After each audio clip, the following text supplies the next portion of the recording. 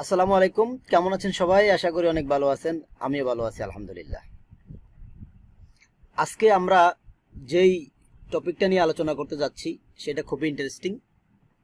সেই টপিকটা হলো ফেজ সিকোয়েন্স এবং ফেজ রোটেশন। আমরা যারা ইলেকট্রিক্যাল ইঞ্জিনিয়ারিং নিয়ে কাজ করি, আমাদের ফেজ সিকোয়েন্স এবং ফেজ রোটেশন জানাটা অতীব জরুরি। এখন অনেকের মধ্যে প্রশ্ন থাকতে পারে কেন জরুরি।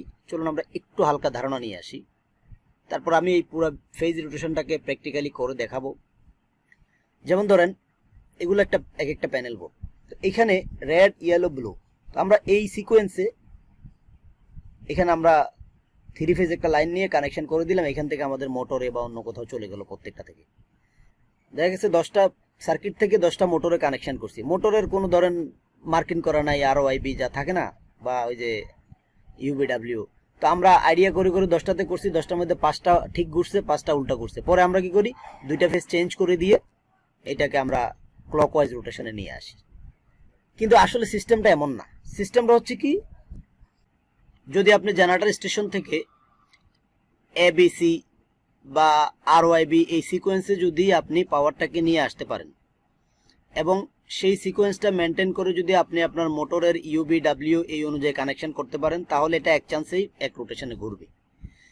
আমরা অনেক সময় দেখা যায় জেনারেটর স্টেশন থেকে যেখানে বিদ্যুৎ উৎপাদন হয় সেখান থেকে আমরা পাওয়ারটাকে নিয়ে আসি এবং নিয়ে এসে দেখা গেছে যে কি, আমরা এটাতে মাঝখানে চেঞ্জ করে ফেলি সিকোয়েন্সটা, যার ধরুন কি হয়, ফেজ সিকোয়েন্স চেঞ্জ হওয়ার কারণে রোটেশনও চেঞ্জ হয়ে যায়। ইদানিং বিভিন্ন মেশিনের মধ্যে দেখবেন কিছু ফেজ সিকোয়েন্স রিলে থাকে। ওগুলোতে যদি আপনি ফেজ সিকোয়েন্স রাইট ডিরেকশনে না হয়, ওই মেশিনগুলো চলে না। তাছাড়া ধরেন আপনি অন্য একটা প্রজেক্ট থেকে একটা পাওয়ার নিচ্ছেন এবং আপনার এখান থেকে অন্য কোনো প্রজেক্টে পাওয়ার ট্রান্সফার করবেন। তো সেক্ষেত্রে যদি আপনার ফেজ সিকোয়েন্স ওই স্ট্যান্ডার্ড রাইট ডিরেকশনে না হয়, তাহলে দেখা গেছে যে প্রজেক্ট থেকে নিচ্ছেন সেখানে রাইট ডিরেকশন, আপনার এখানে রং ডিরেকশন। তাহলে কি হবে, দুজনের মধ্যে যে একটা কমিউনিকেশন সেটা ঠিক হবে না। কারণ আপনি তাকে নেওয়ার সময় কি পাওয়ার না হলে ঘুরাইয়া কোনোভাবে রং ডিরেকশন করে নিয়ে নিলেন, কিন্তু দেওয়ার সময় কি আবার প্রতিবার কেবল ঘুরাবেন?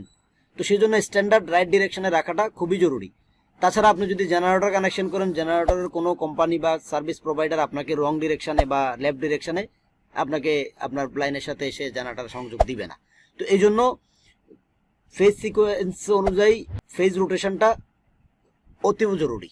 তো কথা না বাড়িয়ে শুরু করা যাক। আপনারা দেখছেন মেহেদি এন্ড সায়েন্স, আমি আছি মোহাম্মদ সোহেল মেহেদি। তো দেখুন, এটা একটা অল্টারনেটর, এখান থেকে বিদ্যুৎ উৎপাদন হয়।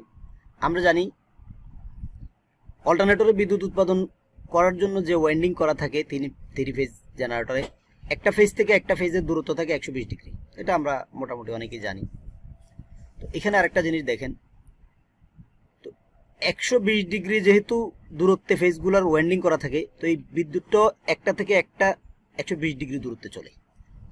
তো এখন কোন ফেজটা আগে কোন ফেজটা পরে, এই যে এখানে যে দেখেন পোলটা বিদ্যুৎ উৎপাদন করছে, এখানে আগে পিছে হচ্ছে, কোনটা আগে কোনটা পরে, এই যে দেখেন এই গ্রাফটা, এটা এটার সাথে এটা কিন্তু 120 ডিগ্রি দূরত্বে আছে।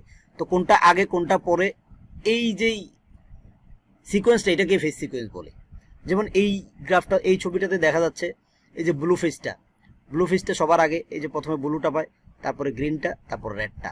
তো এই যে দেখেন ব্লু, গ্রিন, রেড, তার মানে ACB এই সিকোয়েন্সে চলতেছে। তো আমরা এখানে ফেজ সিকোয়েন্সটা বুঝলাম। তো ফেজ সিকোয়েন্স আর রোটেশনের মধ্যে, মানে ফেজ সিকোয়েন্স এবং রোটেশনটা কি সেটা একটু দেখি।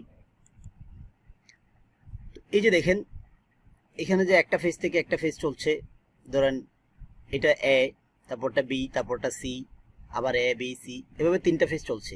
তো ABC এটাই একটা সিকোয়েন্স। এই পরেরটাতে দেখেন, এটা কালার অনুযায়ী এটা CB, এই যে উপরে দেওয়া আছে A, আবার CBA, এটাও একটা সিকোয়েন্স।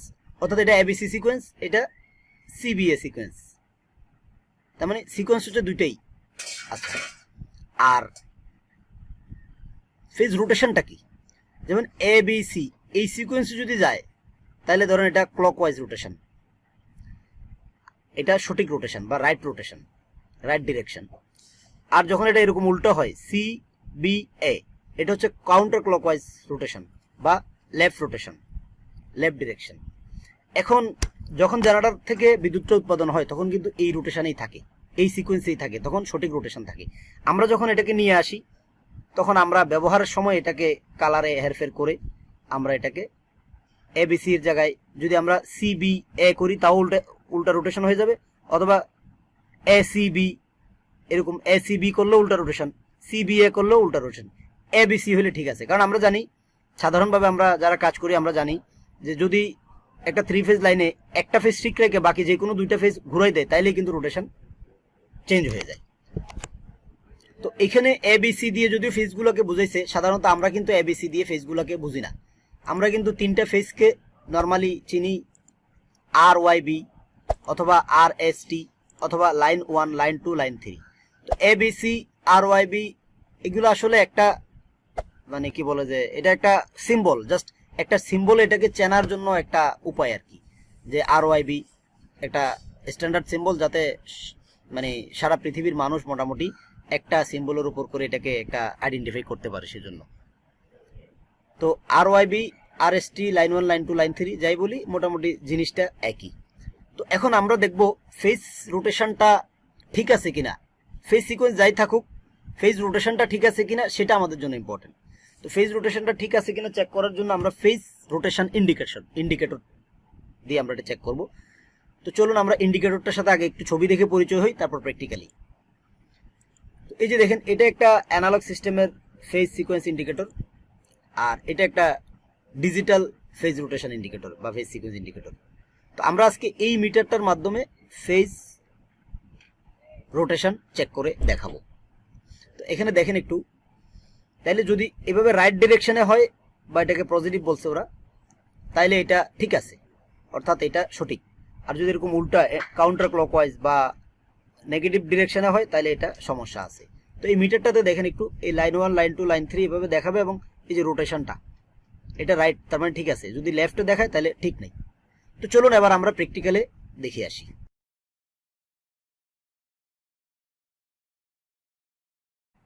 তো চলুন মিটারটা দেখাইতেছি। এই যে মিটারটা, এটা আমরা ফ্লার্কের 9040 মডেলের।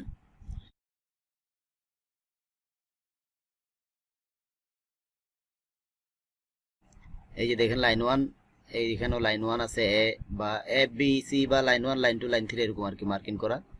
তো এই যে এটা দেখেন লাইন 2, এই যে দেখেন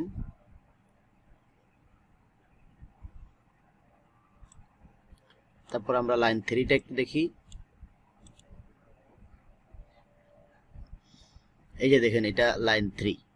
তো এই 3 ফেজে ধরতে হবে আর কি। ধরেন রেড, ইয়েলো, ব্লু আমরা যাই বলি, red, yellow, blue, line 1, line 2, line 3 এগুলো আমি আগেও বলেছি।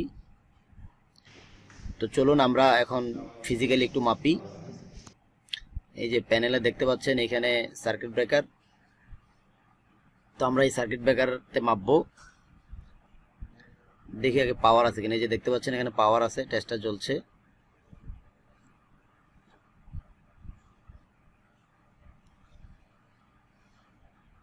ব্রেকার অন আছে। তো এখন আমি তিনটা পোর্টকে এই আপনার রেড, ইয়েলো, ব্লু 3 ফেজে আমরা ধরবো। আগে আমরা কনফার্ম করে নেই যে L1, L2, L3 ঠিক আছে কিনা, নাইলে এখানে যদি আমরা এই মিটারের পোর্ট ধরার সময় ভুল করে ফেলি তাহলে তো আমাদের পুরো জিনিসটাই ভুল হবে। এই জন্য আপনারা একটু সাবধানে L1, L2, L3 এই 3টা ঠিক আছে কিনা সেটা একটু দেখে নেবেন। এখানে ঠিক আছে, আমি দেখাচ্ছি, ভিডিওতে দেখতে পাচ্ছেন। তো এখন আমরা L1 এর জন্য রেড, L2 এর জন্য ইয়েলো এবং L3 ব্লু আমরা এইভাবে ধরবো, যেহেতু আমাদের এখানে রেড, ইয়েলো, ব্লু মার্কিং করা আছে। তো আমরা ধরি, দেখা যাক কি হয়।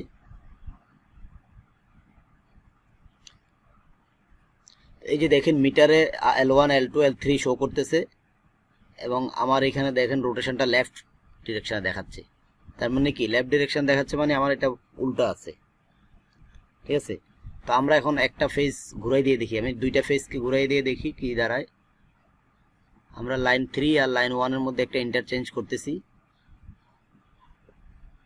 এই যে দেখেন এখন লাইন 1, 2, 3 আছে এবং রোটেশনটা ঠিক আছে রাইট ডিরেকশনে। তো এভাবে বোঝা যাচ্ছে আমার এই লাইন মার্কিংয়ে একটু আমার যে সিকোয়েন্স, এই সিকোয়েন্সে ভুল আছে। তো আপনারা এটা এভাবে চেক করে নেবেন। তো যাই হোক, আপনারা দেখলেন এই যে সিকোয়েন্সের উপর রোটেশন ডিপেন্ড করে। সিকোয়েন্স যখন উল্টা ছিল তখন একরকম ছিল, সিকোয়েন্স যখন আমি চেঞ্জ করলাম তখন রোটেশনে চেঞ্জ আসলো। আপনারা আমার ভিডিওটাকে ভালো লাগলে লাইক দিবেন, এবং কোনো কিছু জানার বা বলার পরামর্শ থাকলে কমেন্টস করে জানাবেন। আর যদি আপনারা আমার চ্যানেলে নতুন হন তাহলে অবশ্যই আমার চ্যানেলকে সাবস্ক্রাইব করে দিবেন, এবং যারা আগে থেকে সাবস্ক্রাইব করে রেখেছেন তাদেরকে অসংখ্য ধন্যবাদ। তো আজকের মতো এখানে বিদায় নিচ্ছি। আপনারা দেখছিলেন মেহেদি এন্ড সায়েন্স, আমি আছি মোহাম্মদ সোহেল মেহেদি। আল্লাহ হাফিজ।